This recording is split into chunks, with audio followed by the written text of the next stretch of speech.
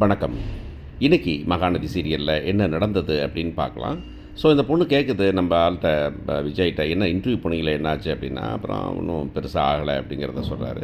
அந்த பொண்ணு உடனே சொல்லுது, "ஏன் நீங்கள் இப்படி வேலைக்கு அலைஞ்சிட்டு திரியிறீங்க? போயிட்டு நீங்கள் பேசாமல் ஒரு பிஸ்னஸ் ஆரம்பிங்க." அப்படின்னாக்க, "பிஸ்னஸா?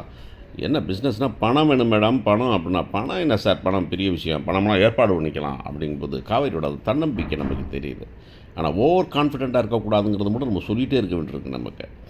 உடனே அவர் சொல்கிறாரு, "இல்லை இல்லை, இங்கே பாரு, நீ உன் அப்பளம் பிஸ்னஸை பாரு, நான் என்னதை பார்த்துக்கிறேன்." அப்படின்னு. "ஏங்க நான் பார்க்கணும் தானேன்னு." "அதெல்லாம் ஒன்றும் பண்ணடாம், உன் பிஸ்னஸை பாரு, என் வேலையை நான் பார்த்துக்கிறேன்." அப்படிங்கும்போது, "ஓ, இதே கதிர் ராஜிட்ட பேசுகிற வசனம் தானே நமக்கு பிடிக்காத வசனம்." அப்படின்னு பார்த்தா, ஆமாம், என்ன வருது, ஊத்து.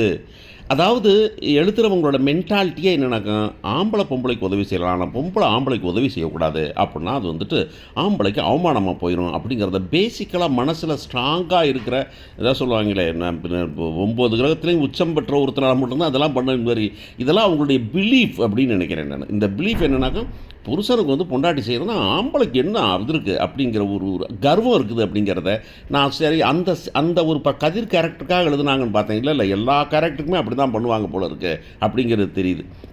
இந்த நம்பிக்கைகளை நம்ம பார்த்துட்டு இந்த மாதிரி நம்பிக்கை இருக்கக்கூடாதுன்னு நம்ம நினைக்கணுமே தவிர, இந்த நம்பிக்கையை மக்களை பாதிச்சிடக்கூடாது, அது அது அவங்கள மாற்றிடக்கூடாது அப்படின்னு நம்ம வேண்டிக்கலாம், நம்ம ஆக்சுவலாக.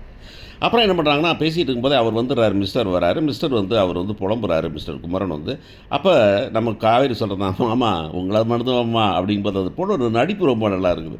"படுத்துறா மாமா, படுத்துறா, இப்படி குதர்க்கமாகவே பேசுகிறா." அப்படின்னு சொல்லிட்டு அப்படியே கையறு நிலையில் பேசுகிற அந்த ஒரு ஜோக்கோடு நடிக்கிறது காவேரி ரொம்ப அருமையாகவே பண்ணாங்க அப்படின்னு தான் சொல்லணும். அதான் நீயும் பொம்மை நானும் பொம்மை, நினச்சி பார்த்தா எல்லாம் பொம்மை அப்படிங்கிற மாதிரி. அப்போ விஜய் சொல்கிறாரு, "அப்பா நீ எல்லாடாரா பரல, இந்த ஏன் புடுங்கல் பெரிய புடுங்கல்டா." அப்படின்ன உடனே நம்ம சொன்ன மாதிரி தான், "ஓகே, சின்ன கோடு பக்கத்தில் பெரிய கோடை போடு, பெரிய கோடு பக்கத்தில் சின்ன கோடு போடுங்கிற மாதிரி கதை நல்லா தான் போகுது. பார்ப்போம் எப்படி போகுது.